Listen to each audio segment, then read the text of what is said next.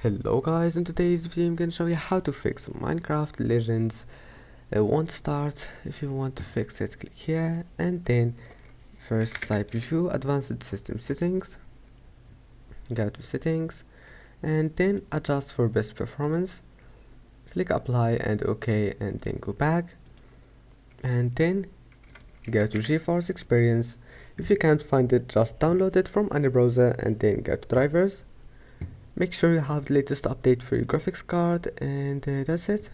Your problem must be fixed, but if that doesn't fix your problem, now just close it and let's move to the next step.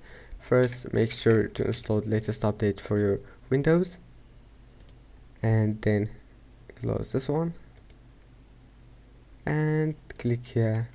Now go to enable Xbox Game Bar, turn off this option and then go to graphics settings and turn on this one. After that you will need to restart your PC to apply it changes, so just restart it and after restarting your computer just close this one, open task manager and that's it. Now you will need to make sure to close all the applications that you don't need and of course you will need to know what they do, and I hope that can help you. Don't forget to like, subscribe and see you in the next video.